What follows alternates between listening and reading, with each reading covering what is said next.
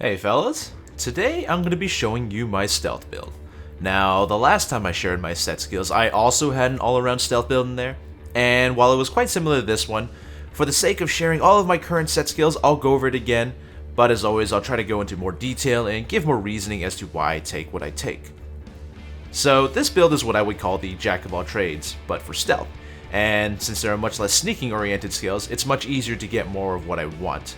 Of course, there's always going to be some setups that you won't be able to get unless you reallocate your points differently, but unlike loud builds where you can have much more variety in what you're picking, in a stealth build there's really only a few things that I think are really necessary, and then anything after that is mostly just luxuries. Not only are there less skills for stealth, but also for the weapon setups you really only stick to a few that have good concealment. So while this build really isn't meant to be switched around too often, it will do you well for the majority of stealth heists that you'll do in this game, whether it be alone or with other people. So, for the skills, we'll be picking up the most important ones, in my opinion, for stealth, and they range from ECMs to body bags to asset skills. It mainly focuses on Ghost, a little bit of Fugitive, a little bit of Mastermind, a little bit of Technician. So, as always, I like having my mobility skills, Endurance, Sprinter, Run and Gun, and I've also got the bag moving skills like Fast Hands and Transporter. In Enforcer, there's not really anything you can pick up for stealth. I mean, you could count the Saw as a stealth skill technically, but Transporter's just good enough. Mastermind, I've picked up Dominator, a very handy tool to neutralize guards with relative ease. All you gotta do is yell at them. And when you neutralize them, it also puts them in a very vulnerable position where you can either kill them or just take their pager right there. Spotter, an asset skill. The basic version, useless in stealth, but the ace version allows you to buy the spotter asset, which will help you spot guards. Very nice on a lot of heists. Control Freak, basic and ace are very nice. Basic allows you to intimidate civilians, so you can shoot your gun in the air, a loud weapon that is, and it'll get all the civilians down, so they won't run off, they won't be able to call. And the ace version allows you to buy the inside help assets, which are usually heist-specific assets, so you can buy like key cards, or say in big banking, you buy poison cake to get rid of a guard. Cable Guy, being able to tie civilians, always helpful. Tying civilians means that they can't run away. You can also move them in stealth, so being able to have extra cable ties to tie down extra civs, always very nice. In Technician, I have picked up drill skills, Nerf to Steel just to get up to the other two skills, Hardware Expert, Drill Sergeant. There are a lot of heists where drilling is a factor, even in stealth. Usually it's safe, hopefully safe stealth, like you've already taken care of all the guards and the civs and then you're just drilling. So things like Big Oil and stuff like that. I won't really get into silent drilling, I'll get into that later, but I don't really think it's necessary, so I haven't picked that up. And in Fugitive, basically the middle of the tree is the meat of these stealth skills, so Hidden Blade, which is basically a shinobi replacement, but it also gives you increased melee concealment, so that just helps with concealment overall. Really a nice skill to pick up. Sixth Sense, when you stand still for 3.5 seconds, you start highlighting things around you within a 10-meter radius. That's kind of helpful for a lot of heists, when you're sitting in a corner and you're trying to hide from guys, you want to know if they're away or not. You can just stand still and see if that guard or civ has walked off. The ace version, there's really only 1 or 2 heists I can think of where that's actually kind of handy. I mean, the only one I can think of off the top of my head is Big Bank, where you can pick up the key card without leaving casing mode. That's like the only heist I can think of where that's useful, so. The ace version, not really as important, but I mean, I pick it up just to get to the 4th tier. Same reason why I pick up Running Gun and Duck and Cover. They're not really all that helpful, except for Running Gun Basic, but they're just used to get to the 4th tier of this. Winston Wolf, you can carry 1 additional body bag, and when you kill civs, they cost less. So, if you don't like, using Control Freak, you just don't mind killing civs, I mean, this is a skill to get. And being able to carry 1 additional body bag on you, so if you have that with Cleaner up to 3, it's very handy because you don't always have to go back to a body bag asset, so it'll let you stay in the game longer. And Undertaker. I have picked this up basic because I don't think the ace version is really necessary for a lot of stealth heists, but it is kind of nice to have in case, you have a whole team already full of ECMs, and you don't really need another person with a pair, so just get the body bag case asset. Always pretty handy, depending on what you're doing. Now, for the meat of this build is Ghost, of course. We gotta beef up our ECMs. ECMs are the most valuable asset you'll have to use. So any ECM skills I've picked up, ECM Specialist, ECM Overdrive, it increases duration, and Specialist allows you to block pagers, so if you kill a guard, but you already have an ECM active, the pager will not sound, so gives you some breathing room in case you're doing something like Bank, where you gotta control the civs first, then you can worry about the pager later. Overdrive increases duration, of course, and it also allows you to open certain doors, so certain heists become a lot easier that way. Off the top of my head, Big Oil Day 2, it allows you to open the doors silently. So let's actually start off with the bottom of the tree. Of course, like I said, Sprinter, Fast Hands, I've already picked up because of mobility. Shinobi, I only picked this up basic because of the mobility part of it. Shinobi and Fugitive, for whatever reason, Overkill decided to give their Ace version the same effect. Enemies make less noise when shot or melee to death in stealth, so you only really need one or the other, you don't need both. Cleaner, very good skill for stealth. Allows you to buy the body bag asset, of course another asset skill, but it also adds an additional body bag to your inventory at the start of the heist. So, like I said, pair this with that one skill, Winston Wolf, and you can have 3 body bags at the start of a heist, as long as you can reach the body bag case. Cat Burglar, well, it's just kind of nice to have. I mean, in stealth, you're doing a whole lot of jumping around. Sometimes you fall off a lot. You don't want to be taking too much damage, or else you won't be able to jump off high distances anymore, and you got to worry about your health and dying and stuff. Chameleon, the basic version allows you to mark guards in casing mode, which is kind of nice, but it's not really necessary. But it's it's a stealth skill, and I use it just to get to the next tier. Same with like SMG Specialist. And Dead Presidents, these are really just skills to get to this next tier. But yeah, Chameleon does have a little bit of use in stealth. Plus it does increase your casing consumption, so you won't get insta-spotted by guards, which can sometimes happen. Now, Lockpicking Expert, this is a very nice skill. Not really because it's necessary, because it just makes everything so much easier. There's so much lockpicking in this game, and being able to do it faster in stealth is just so handy. You can get out of the way faster if the guards come in, and in certain situations, the Ace version allows you to crack safes by hand, so instead of drilling, you can just pick it, 45 seconds. So, Lockpicking Expert, almost a must-have for a lot of stealth builds.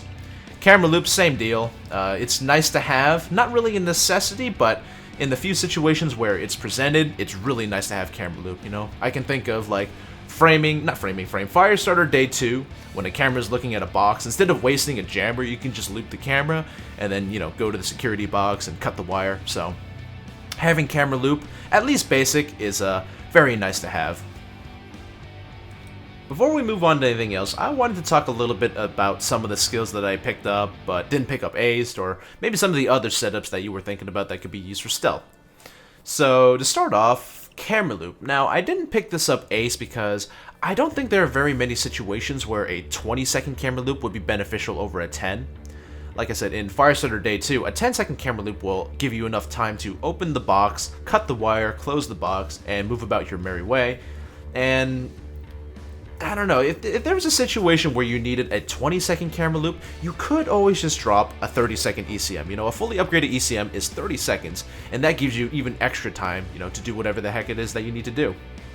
So yeah, I don't think it's worth the 8 points.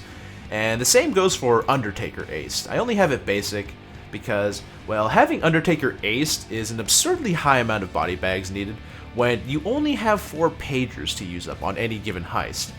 The only time I can think of where you would need to have both body bag cases is ones with a lot of civs, but even on those heists, a lot of civs you can normally circumnavigate them or tie them up and put them somewhere safe. If you need to be killing that many civs to begin with, you'd probably have a difficult time regardless of how many body bags you actually have. The only heists I can really think of where it would benefit from this would be like Transport Train or Dockyard, but even then having ECMs is still probably more useful in the long run. So, it's not really necessary to have the extra body bag case. I mean, having 5 body bags to start off with alone is already quite a lot. And if you're playing with other people, that's just even more body bags. So yeah, I don't think it's worth the 8 points here either. Now, in Technician, there was silent drilling. Now you may be wondering, is silent drilling useful in stealth? Yes, in some situations it is. But in a build where you have, a general stealth build, and it's just way too niche to actually be useful. there's very few heists that would actually benefit from silent drilling. And even so, drilling in any stealth while there's still guards and civs walking around is dangerous as all hell, since they would see the drills way before they even heard it. So, any few situations that arise where having a silent one will be better to be, not detected is very few. You're probably better off using a silent saw if possible, because a silent saw will open a lot of the doors that you would maybe need to drill, like the cages in Election Day or something. So, yeah, silent drilling, not worth it in very many stealth builds. I mean, maybe like 1 or 2 specific heists, but even then, usually you would never actually pick this up. Especially since you have to get extra technician skills just to pick this. It's a little bit of a waste of points. Now, speaking about the silent saw, an Enforcer, there's not really many stealth skills, like I said, but there is the portable saw, which you can make silent. Now, it's something nice to have in stealth heist, but it's a little too specific to have it in a general build, That's the major theme with most of these setups. They're just a little too odd to have in a general stealth build. There's only a few heists that would really need it, like if you're doing Transport Train solo, or, like I said, the Election Day, Day 2 warehouse, when you're going for all the loot and you gotta open all the cages. It's just, I don't know, it's just something that'll help you get everything you can in a heist, like opening deposit boxes for Go Bank or regular bank, and ATMs and stuff. It's a nice tool to have in stealth, but it gives you inadequate concealment, which will restrict your sneaking ability. It also requires a lot of points in Enforcer, and like I said, there's not any sneaking skills here. I mean, you could pick up, like, maybe Pumping Iron, do extra melee damage, I don't know. Why not just shoot them, right? But yeah, Silent Saw, probably more useful than the other things I was talking about, Camera Loop Ace, Undertaker Ace, Silent Drilling. I mean, Silent Saw is a very nice asset stealth, but it's a bit too niche, again, to use in a general stealth build. So, it's nice should the opportunity arise for you to take it. You got a team that already has enough ECMs, you don't need any more. But, if you're planning on doing solo, if you don't have a team you can cooperate and get skills together with, then yeah, I would skip out on that. And another tool that's kind of like that, although not nearly as useful, I believe, is Shape Charge in conjunction with Combat Engineer. Now, Combat Engineer, it gives you the ability to put your trip mines in a sensor mode, which will highlight enemies that walk past. So in stealth, it'll actually highlight every guard that walks past them, and it'll beep too. So it gives you a nice little a bearing of where the guards are, because it'll highlight them and it'll beep, so you'll know, okay, someone's passed by my trip mine. So it's actually really nice to have. It's like a second spotter, and like I said, when you combine that with Shape Charge, you'll have 6 trip mines to put all over on the map. Again, it requires a lot of points, and it's a little too niche to actually be useful in a general stealth build.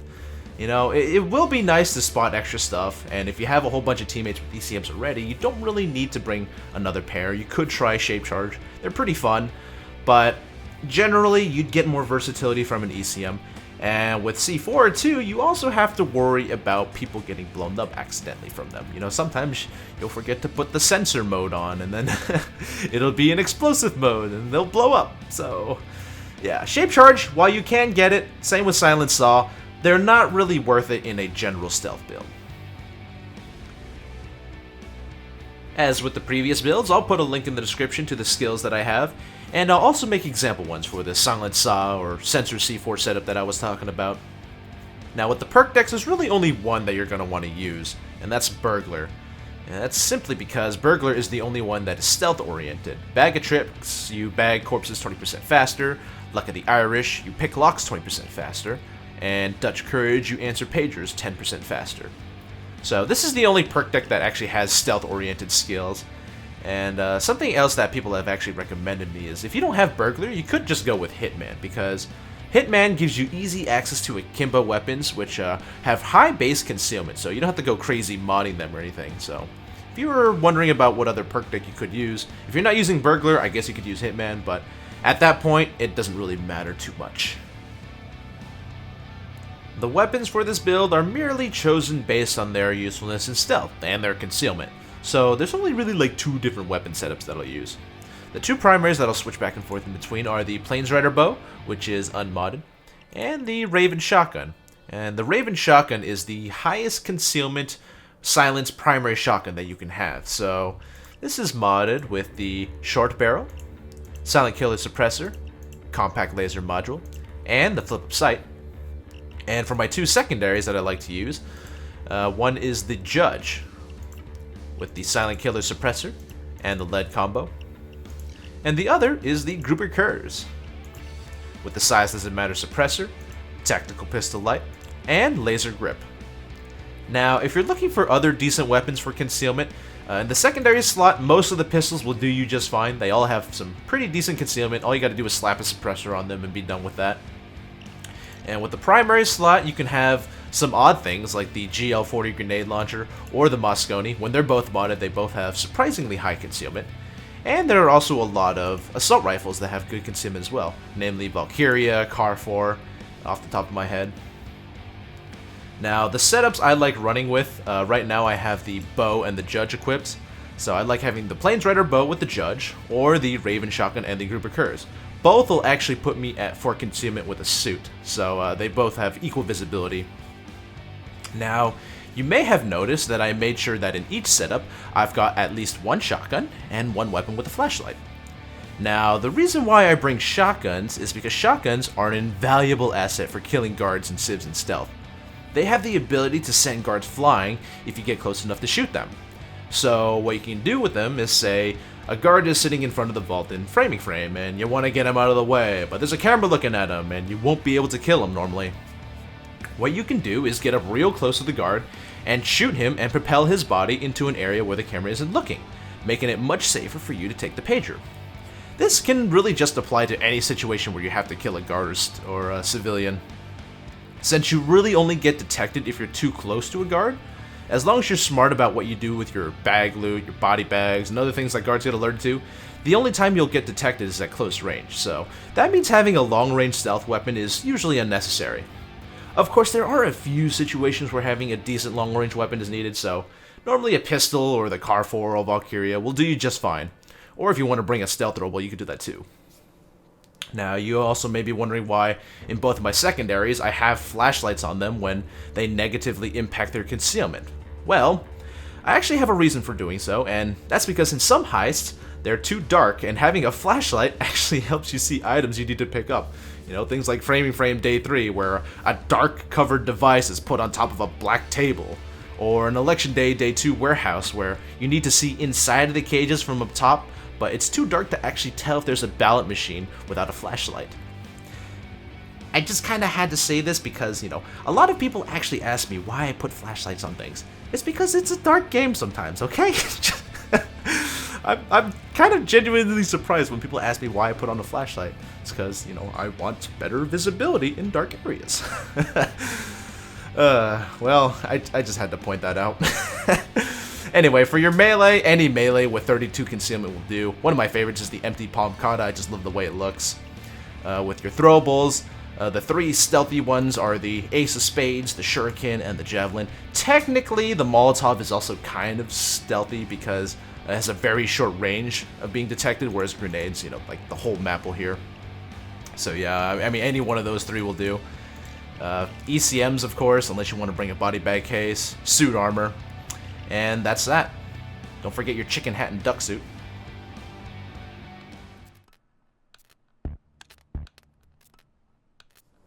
For today's gameplay, I'm going to be showing off different uses for some of the different skills and weapons that I have picked out. Like, you know, why the hell I keep flashlights on my guns, and shotgun body propelling, control freak, camera loop, body bag asset, stuff like that.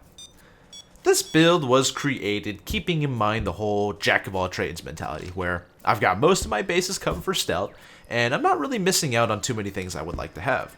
So for that reason, this build is pretty much my go-to build for any solo stealth or stealth when I'm with players that I don't really have the ability to coordinate builds with. Of course, if you're a stealther that loves to stick with your friends for stealth, that opens up the possibility for other setups like the Silent Cell or C4 setups I mentioned.